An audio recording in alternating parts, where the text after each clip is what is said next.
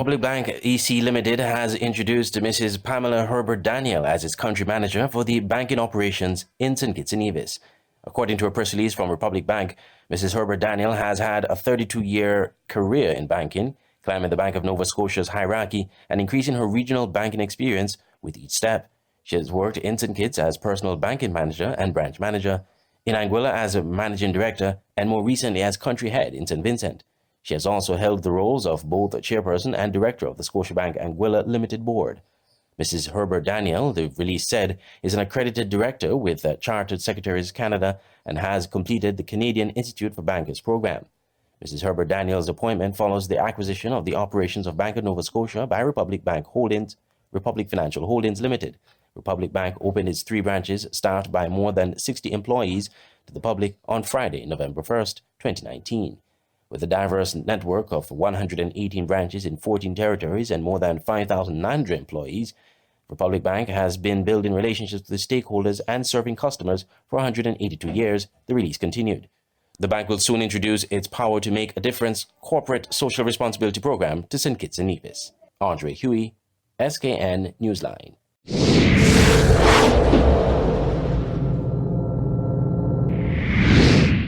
The perpetrator of an illegal dump site in the hills of Cayon will be ticketed by the Solid Waste Management Corporation and ordered to remove the large pile of garbage. A team of litter wardens led by collections manager Anita Lake on Thursday drove through the rocky terrain of Upper Cayon to have a first-hand look of the site, which is littered with dried coconut trash, rotten ground provision, and cardboard boxes. What's even worse is that some of the garbage appear to have been pushed off into the nearby gut, which poses a health hazard to residents not only in Cayon, but the wider community. Ms. Lake disclosed that a month ago they identified the person responsible for dumping the garbage and warned him to have the area cleaned. That person, she said, is a coconut vendor who operates in Bastyr and also sells ground provision. I spoke to him because somebody did send the pictures to me with regard to these coconut shells that they throw here. And he did admit it was him who put them there. He said he was putting them for fencing. I don't see how coconut shell can make fence. And you look at this is totally, I must say, this is just like a landfill for him. Because you could see that he was trying to even cover them up. But here we are. I came because he promised that he would get them taken up. And they're still here. So this is what him, so I have now to go and now ticket him. How long ago was this? How long ago did you speak to him, or were you aware of it? I would have spoken to him like a month ago. That someone sent the pictures to me concerning here. I went and I looked for him and I spoke to him about it. And days when he admit that it is him who threw them here. I told him that this is not allowed, and people like you come to St. Kitts to mess us up. And this is not good enough. This is not good enough. We're not accustomed to this kind of behavior. Ms. Lake said the person will now be ticketed and ordered to remove the garbage. Failure to comply will lead to a court appearance and a hefty fine. He's going to get a ticket, and I'll give him some time to get that ticket paid. If not, I'm going to take him to court. This will be a real good example for him paying $50,000. How much is the ticket going to cost him? Unfortunately, it'll cost him $500 for now. Based on the law? Just based on the law. Well, he's going to get a removal order as well as a ticket. And it means that if he still hasn't taken them up, then is when we're going to proceed with a bigger penalty. Okay. How much time will he get? 7 days. 1 week. 7 days to pay the ticket and clean this up? That's right. 1 week. The SWMC official stressed that the piled up garbage is a threat to public health, as the coconut trash contains stagnant water, which is a prime breeding ground for mosquitoes. These coconut shells would start gathering mosquito if they haven't already done so. Mosquito lives in things like this, and as you can see, most of them full of water. It is bad for the environment because, and the thing is that they are right at the gut side. So once they go over into the gut, and the gut is going to bring them in heavy rain, they're going to reach right down into land. So it is really bad for the environment. It is bad for health. The perpetrator, Ms. Lake, disclosed operates on Liverpool Road, in the Camps area, and on the Bay Road. She appealed to persons who have such waste to take them to the landfill and not to dispose them elsewhere. Surprisingly, when you go to the landfill to dispose, a lot of times people think that it's expensive. It is not expensive, you know, but these accumulation of all these coconut shells, you know, it is, I mean, this is really ridiculous.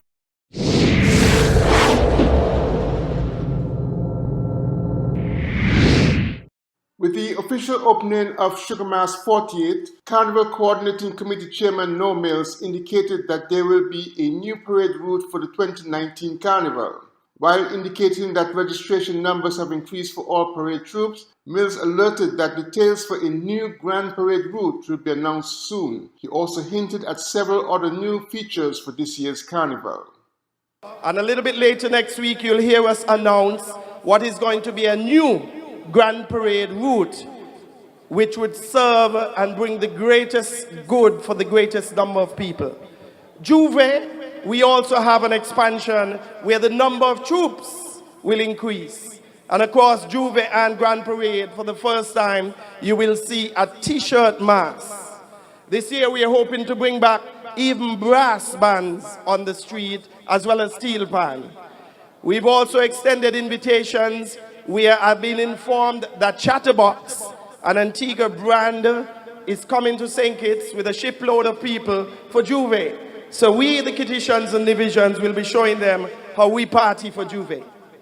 Additionally, because of our networking regionally, we've been traveling to Trinidad, to Antigua.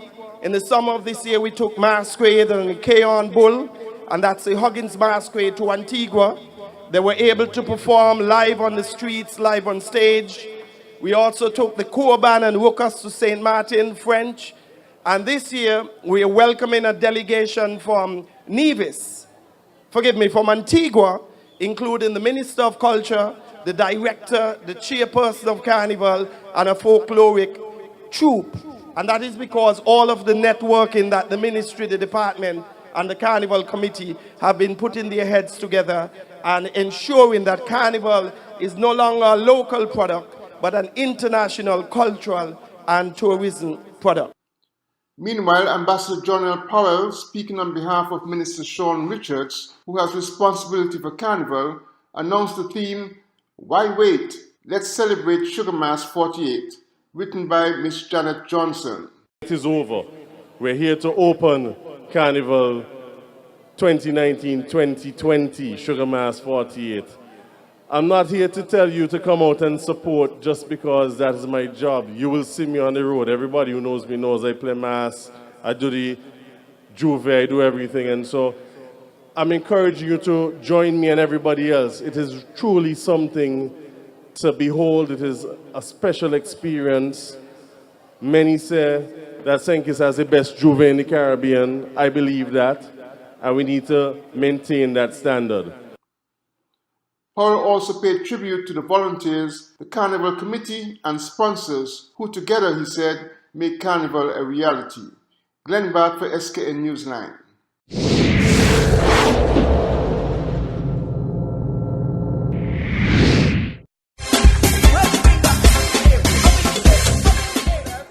Hi, I'm Jay from Builders Paradise. Just want to wish everyone out there a Merry Christmas and a happy and a prosperous New Year. Hi, I am Marissa from Builders Paradise. Wishing you a Merry Christmas and a Happy New Year. Merry Christmas and a Happy New Year from the staff at Builders Paradise. I'm General from Builders Paradise. Want to wish one and all Merry Christmas and a prosperous New Year. Don't forget to check us for all your painting products and your paint for 2019 and 20. The staff and management here at Builders Paradise would like to wish everyone a Merry Christmas and a prosperous New Year. And don't forget to check us out for all your tile needs. Welcome to Builders Paradise. Wishing you a Merry Christmas and a bright and prosperous New Year from we, the team of Builders Paradise. Can I pique your interest in some granite countertops? We have the cheapest on island. Merry Christmas from management and staff at Builders Paradise, where island dreams begin. Merry Christmas!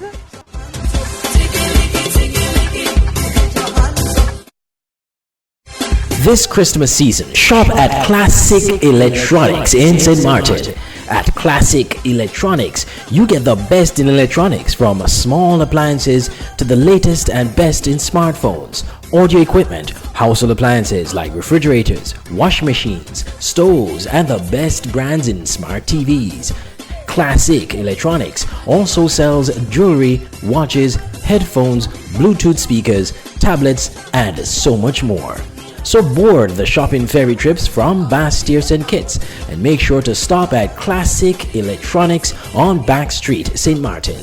Call 721-523-3889 for the best in quality and prices. Come to Classic Electronics in St. Martin.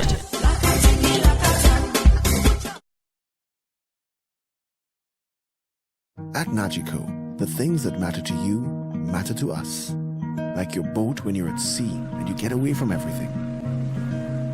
Your home and the security of your daughter's things. And the car that you've had for too long, but after all these years, you just can't let go. At Nagico, we're about much more than just insurance.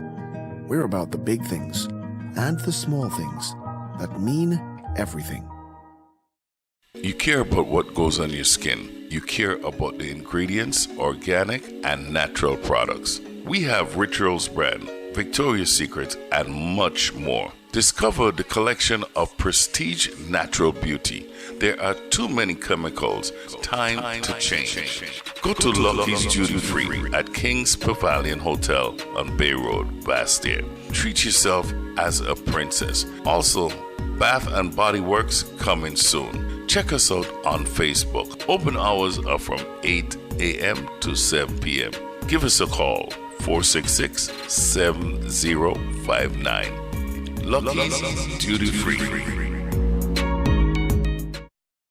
Quality Diagnostic Laboratory, your newest partner in your healthcare. We offer the latest in on-island clinical laboratory testing. A comprehensive range of blood tests, urine tests, stool and other testing such as cholesterol and sugar testing, as well as hormone, kidney and liver functions, and many more. Quality Diagnostic Laboratory is located at the corner of Keon Street and Fines Avenue, opposite the Greenlands pasture. Our opening hours from 7 a.m. to 4 p.m. Monday to Friday are designed with you in mind. We are also open on Saturdays, 7 a.m. to 12 p.m. for your further convenience. Call or contact us at 465-6657 or email us at info@qualitydiagnosticlab.com. Quality Diagnostic Laboratory. Excellence in performance. Come to Talk Cell on the Pontville Road in Phillipsburg for the finest brands in cell phones and consumer electronics. Get smartphones, Bluetooth speakers, PS4 and Xbox, smart TVs, audio equipment, and just about everything in electronics. At TalkCell, you get the best prices in St. Martin for smart TVs. The prices are affordable and the quality is superb. So, whenever you come to St. Martin, stop by TalkCell on the Pontville Road in Phillipsburg. Call us at 721-542-1784. TalkCell.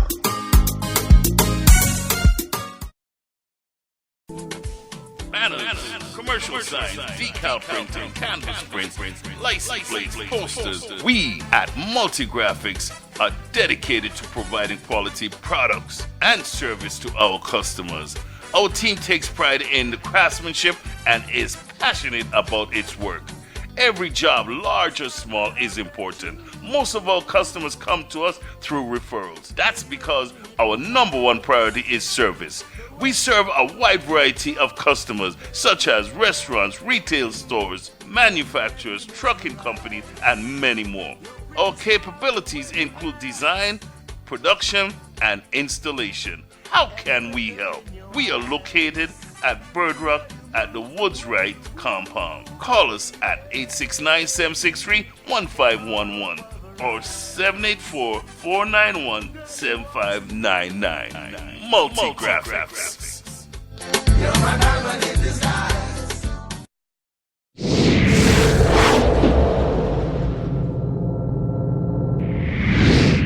Police Constable Lennox Hodge walked away a free man when the trial magistrate dismissed his traffic offences cases. Constable Hodge of the St. Christopher and Nevis Police Force was arrested in September of 2018 and charged for the traffic offences of driving with an expired license and driving without an insurance policy in relation to the Third Party Act. Shortly after, Constable Hodge was placed on suspension with half pay. Some social media contributors suggested that Hodge's arrest was politically motivated. After 2 aborted trial dates, the case was heard with Constable Hodge being represented by attorney Sylvester Anthony, who was successful in moving a no-case submission. At the close of the prosecution's case, we made a submission that the prosecution had not adduced the evidence necessary to convict Constable Hodge on either of the 2 counts. And the magistrate agreed with us and dismissed the case. Because they did not produce any evidence on the one hand to show that he was in fact driving the vehicle. There was no evidence to that effect. And there was absolutely no evidence in relation to the insurance or the absence of an insurance policy. So on this count, given they had only had 1 witness, they had no other witnesses other than Inspector Keynes, they were not able to establish their case, and therefore the proper thing was for the magistrate to stop the case and not allow it to proceed. According to Attorney Anthony, Constable Hodge will be able to resume his duties with his rostering back into the police schedule. But more importantly, it means, as you may know, he has been on suspension with half pay now for some 14 months. So he is now entitled to receive all of the monies that he has been denied for the last 14 months. That money should be paid to him, and any monies that he would have earned in that period belongs to him. And he is to be reinstated to the position he was before his suspension. Attorney Anthony said that at the moment, no application has been made for costs. Glenn Bart for SKN Newsline.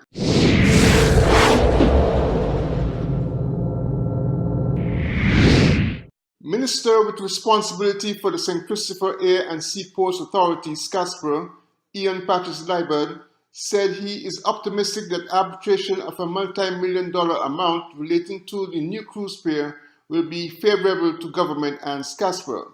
Contractors JV Driver Construction submitted claims for cost overruns that total US $7.5 million, but SCASPR turned down all requests citing the contractual agreement and other factors.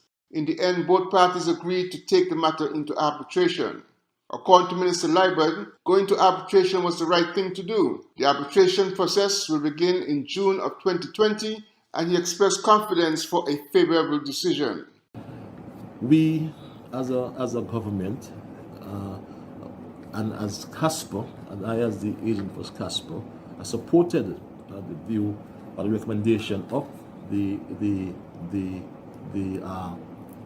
consultant to reject the claim and go to arbitration, because we couldn't take up $7 million of the people's money like that because we had the claim and pay it.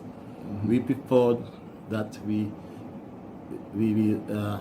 have discussions, and they preferred to go to arbitration. And at the end of the day, the whatever comes down, we will have to face it. But I am optimistic that it will come down in our favor as a SCASPR and as a government. Okay.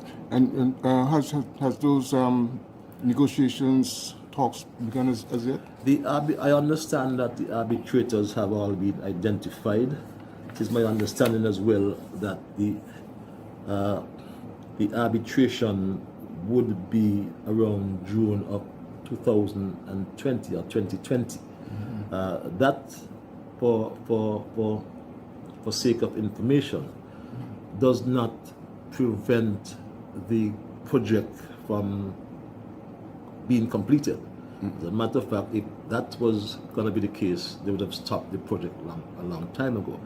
The fact is that by virtue of the contract signed between JVD or CCC through its subcontractors JVD and CASPR, Minister Liebert said there were 7 components of the total amount, but the major component was the claim based on unforeseeable physical conditions. But the minister said that the contractor should have been aware of the physical conditions before the agreement was signed. When the contractor actually moved onto the site, they had to procure additional piles, which they claim was unforeseeable after what they found there at the pier. Now, all these claims were denied.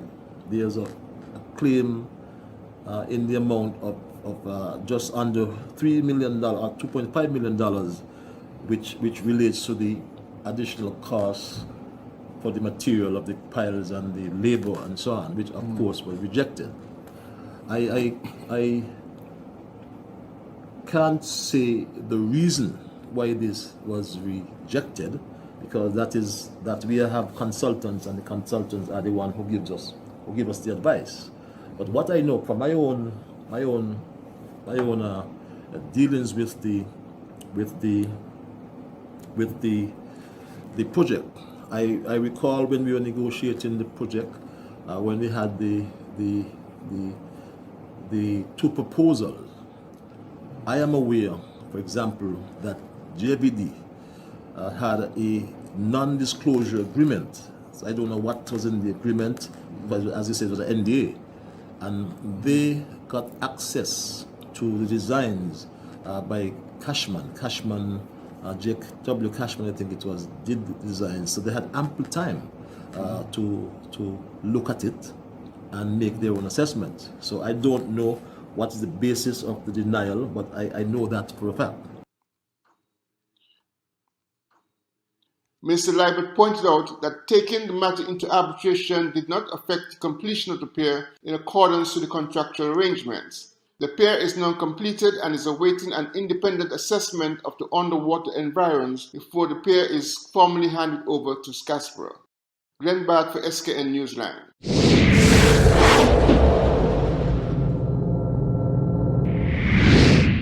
A woman who is alleging that her babies were stolen from a hospital in Antigua and Barbuda shortly after they were born is calling on the authorities to vigorously investigate the incident. Kihuma Hema, a Dutch citizen from St. Martin, gave birth to twin girls at the hospital in Antigua and Barbuda in 2004. She was in transit in Antigua on a flight from Guyana when she fell ill and had to be rushed to the hospital, where eventually she went into labor and gave birth. But she was told by one of the nurses shortly after giving birth that the babies died. I remember someone saying it's not sharp enough, and I remember they wrapped the babies in a beige colored cloth and they left the room with them. And as they left the room with the babies were crying. No one came back to me. No one ever come and, no nurse, no doctor, nobody came and did anything to me. I was just told they died. And when I was in ICU, remember, I gave birth the night, late the night, and the following morning, very early in the morning, the doctor started to run tests on me to see what was causing me to be as sick as I was. The moment they received the results, which is the same day, the same morning, the moment they received the results and they saw what the problem was, I was immediately prepped for surgery, for emergency surgery. So I went straight into surgery, and I kept asking all the time.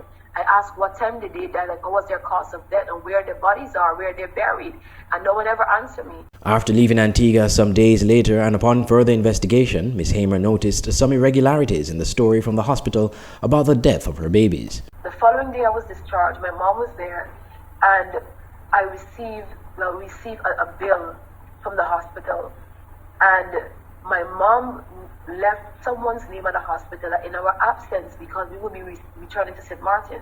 In our absence, this would be the person that will come to make the payments on our behalf. We were also instructed that I was not allowed to leave Antigua for at least 1 week because I needed to have like medical checkups. But my medical checkups was not done at the hospital. It was done at the doctor's private clinic. The doctor who operated on me, it was done at his private clinic. So I never returned to the hospital.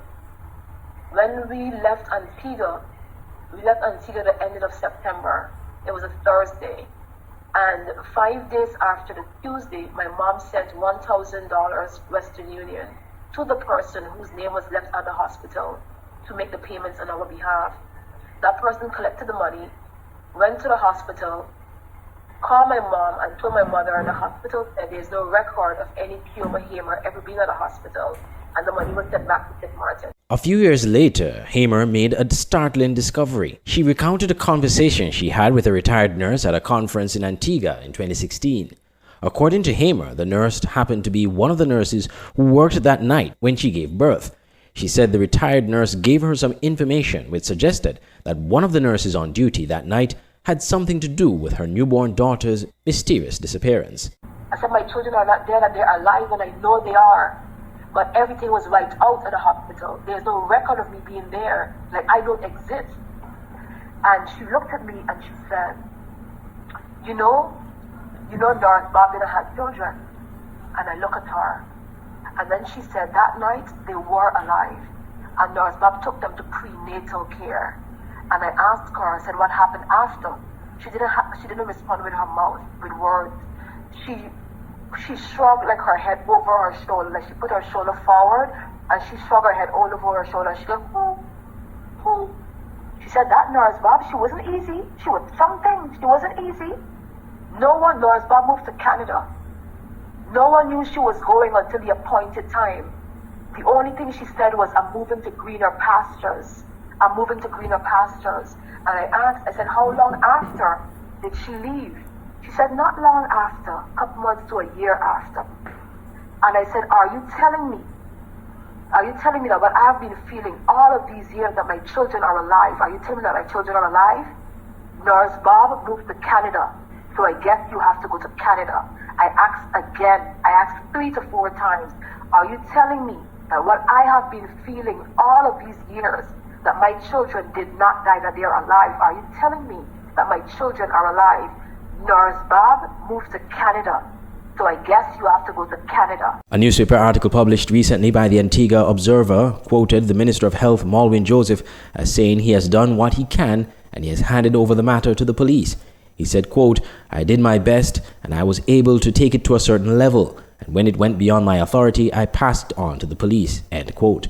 Efforts by SK Newsline to reach the Attorney General of Antigua and Barbuda for a comment proved futile.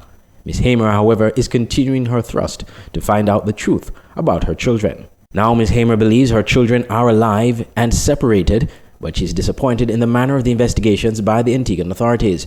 She said she was told months ago that she would be called in for a DNA test as part of the investigation, but to this date no one has contacted her, despite repeated attempts to contact the relevant authorities.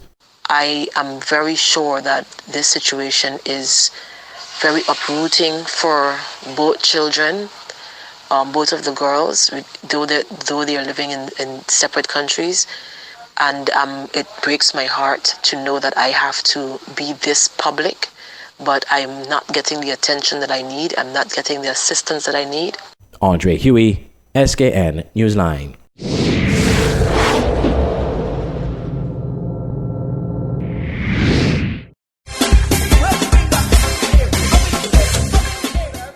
Hi, I'm Jay from Builders Paradise. Just want to wish everyone out there a Merry Christmas and a happy and a prosperous New Year. Hi, I am Marissa from Builders Paradise. Wishing you a Merry Christmas and a Happy New Year. Merry Christmas and a Happy New Year from the staff at Builders Paradise. I'm General from Builders Paradise. Want to wish one and all Merry Christmas and a prosperous New Year. Don't forget to check us for all your painting products and your paint for 2019 and 20. The staff and management here at Builders Paradise would like to wish everyone a Merry Christmas and a prosperous New Year. And don't forget to check us out for all your tile needs. Welcome to Builders Paradise. Wishing you a Merry Christmas and a bright and prosperous New Year from we, the team of Builders Paradise. Can I pique your interest in some granite countertops? We have the cheapest on island. Merry Christmas from management and staff at Builders Paradise, where island dreams begin. Merry Christmas!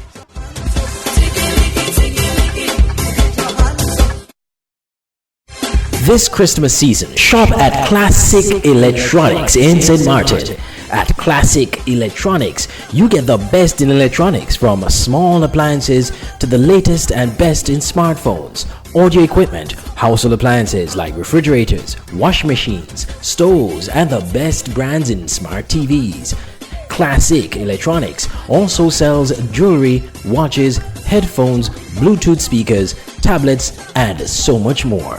So board the shopping ferry trips from Bass Steers and Kitts and make sure to stop at Classic Electronics on Back Street, St. Martin. Call 721-523-3889. For the best in quality and prices, come to Classic Electronics in St. Martin.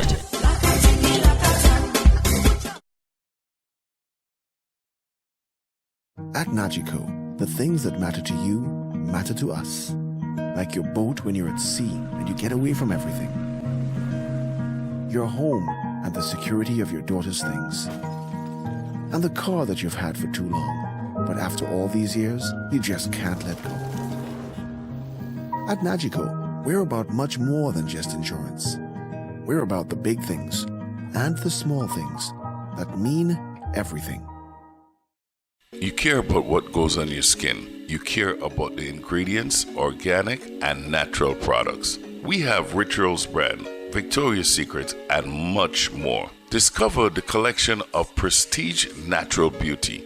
There are too many chemicals. Time to change. Go to Lucky's Duty Free at King's Pavilion Hotel on Bay Road, Bastyr.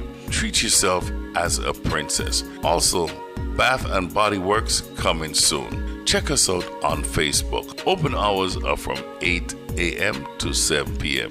Give us a call, 466-7059. Lucky's Duty Free.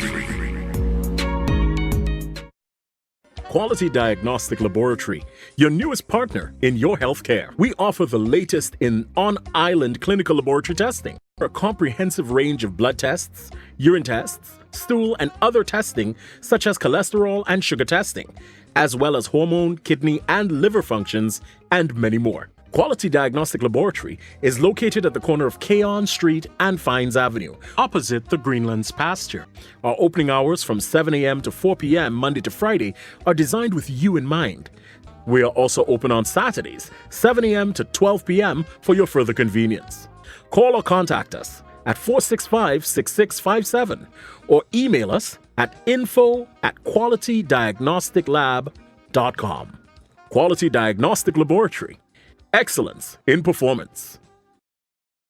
Come to Talk Cell on the Pontville Road in Phillipsburg for the finest brands in cell phones and consumer electronics. Get smartphones, Bluetooth speakers, PS4 and Xbox, smart TVs, audio equipment, and just about everything in electronics. At TalkCell, you get the best prices in St. Martin for smart TVs. The prices are affordable and the quality is superb. So, whenever you come to St. Martin, stop by TalkCell on the Pontville Road in Phillipsburg. Call us at 721-542-1784. TalkCell.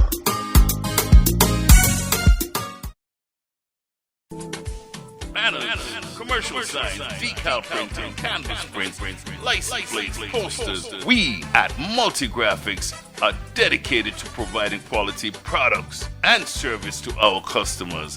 Our team takes pride in the craftsmanship and is passionate about its work. Every job, large or small, is important. Most of our customers come to us through referrals. That's because our number one priority is service. We serve a wide variety of customers, such as restaurants, retail stores, manufacturers, trucking companies, and many more.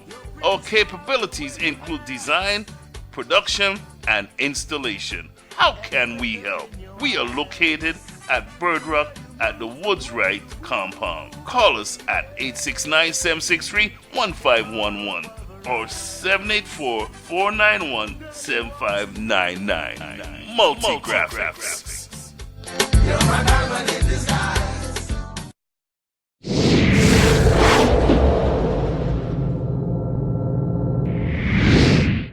The police are investigating a traffic fatality that occurred at the Southeast Peninsula on November 27th. According to a police press release, it involved motor omnibus TA499, which is owned by Selmuth Rollins of Old Road and was being driven by Rasheen D'Souza of Lion Cane, and motor car RA250, which is owned by Hertz Car Rental and was being driven by a visitor to the island.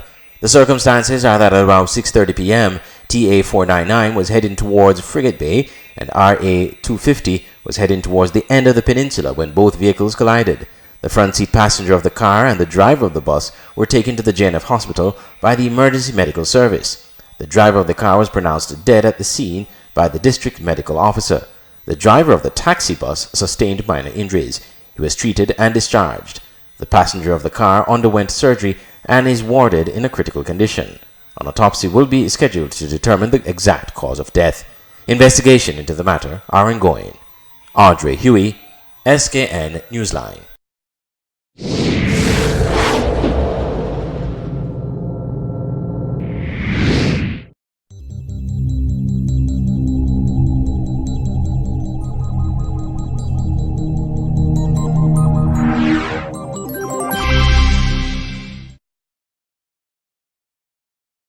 Residents of Half Moon Bay are accusing the government of neglecting their concerns over deteriorating roads and disruptive electricity supply. SKN Newsline contacted the president of the Half Moon Bay Residents Association, Mr. Peter Sheron-Zero, in an effort to see firsthand some of the issues that have been at the core of their complaints. On arrival, SKN Newsline observed many concrete roads that are half overgrown with wild bush, severely cracked road surfaces, potholes, and in some areas the undermining of the road due to subsurface water movement. In addition, we were shown one road in particular that has a bend. On one side of the bend, there is a thick area of young trees, but one will not know that where the bushes end is not the side of the road, but instead it is near the center of the road. One has to be careful moving through the trees to find the edge of the road. Several previously cut trees could be seen. Their stumps remain embedded in the concrete rather than removed. One resident explained that it is particularly dangerous at night, and when it was previously cut, persons drove over to the stumps, damaging their tires because no one expected them to be in the road.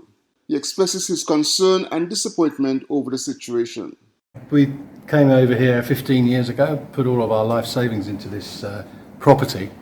We're fully fledged residents of St Kitts and Nevis now, but to an extent we have to feel a little bit betrayed by what we were promised at the time we started building and what's actually transpired. We've ended up in a situation where our infrastructure is so bad that it's destroying our vehicles. We're subjected to power cuts at least once a week at the moment, sometimes for longer, sometimes for several hours a day. And we're now in a situation where our property is basically unsaleable in the current market, so we don't really have an option but to hang on here as long as we possibly can. Don't want to claim that I'm uniquely badly off, but this is not promoting tourism in the islands, that's for sure. Visitors come here and they're seeing an area that's neglected, that's crumbling. It doesn't reflect on what you would want St Kitts to be presented as. Minister Ian Patches-Liburd was contacted about the matter as he holds the government's ministry that is responsible for infrastructure. The complaints of the residents about the deteriorating Half Moon Bay roads and erratic electricity supply were presented to him.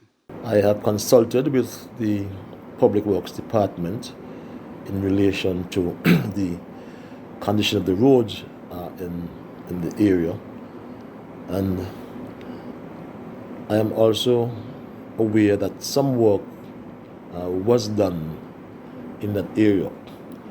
It is sad to say, though, that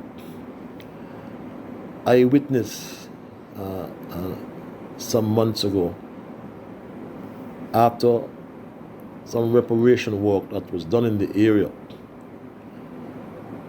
the barriers were moved and the equipment, heavy equipment, really damaged. These caterpillar tracks damaged the road. Matter of fact, most of the road damage were caused by these caterpillar heavy equipment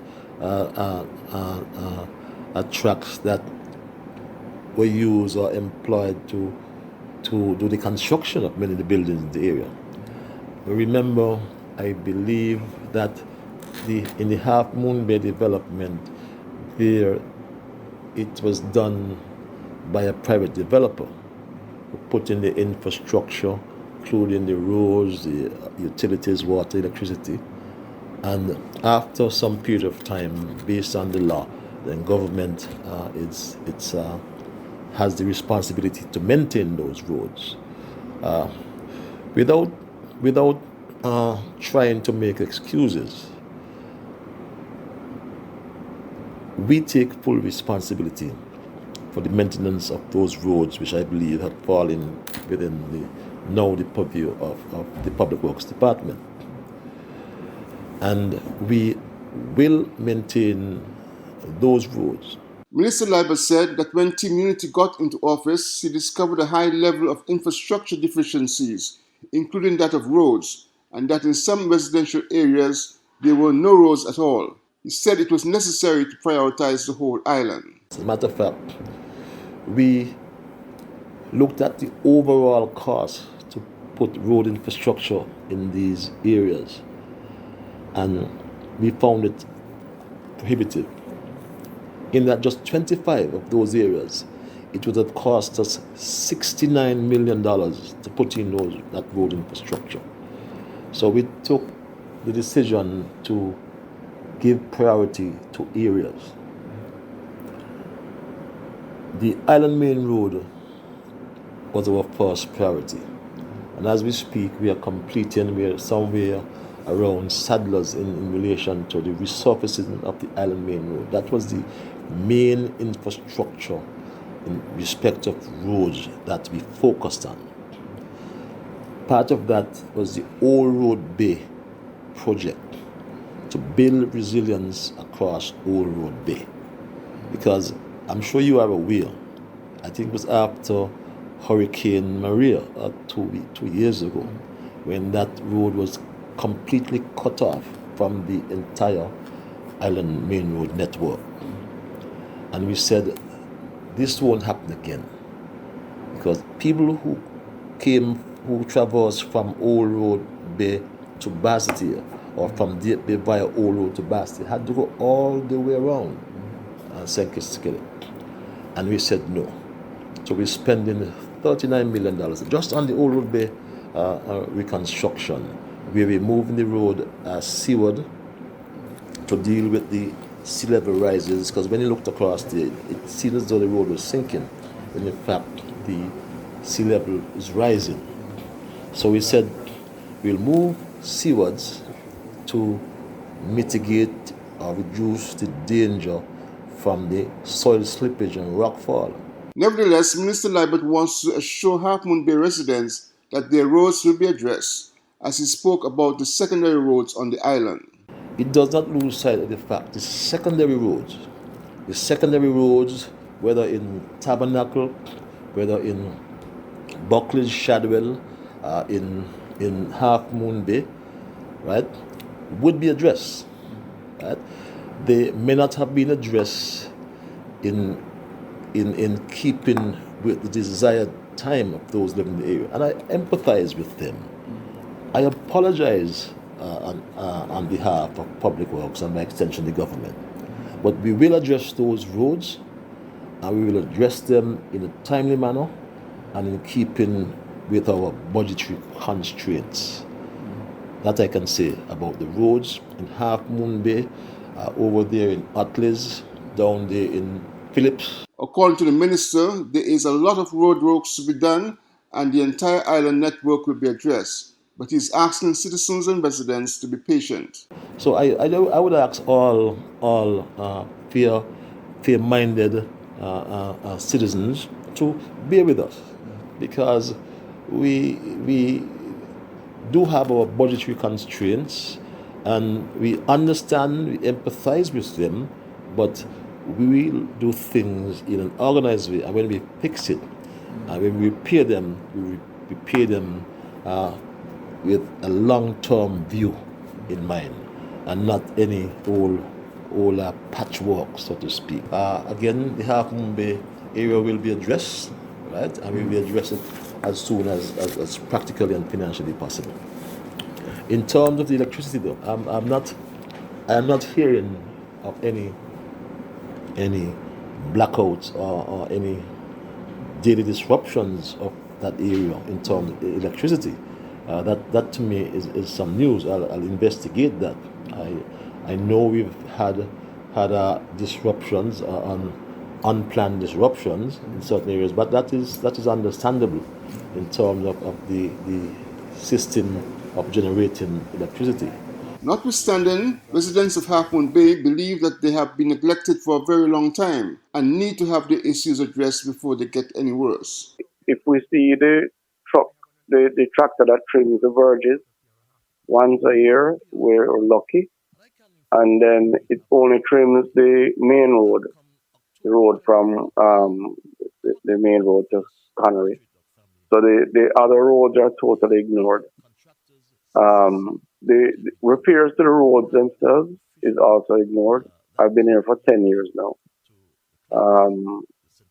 And apart from that, I would say any service, public service that we are responsible, we should be able to get from the government is also completely ignored, such as water, electricity. It's sad, and I don't know why we're being treated like this, because Frigate Bay is right beside us, and they seem to be able to get all the services they need. Glenn Bart for SKN Newsline.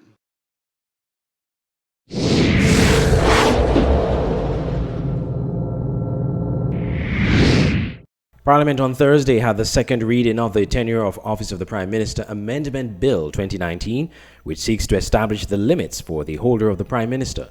The debate saw the government side proffering a case for term limits, while the opposition argued that the amendment is not possible unless government had its support.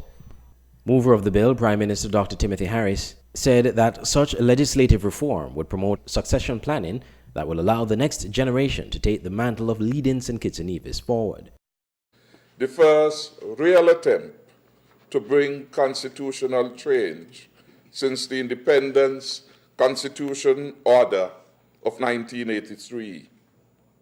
Many before us have talked about constitutional reform, and they did nothing, not even when they had a sufficiency of representatives to effect constitutional change. Today, Team Unity makes history in being the first to actually propose real and substantive change to the Constitution of 1983.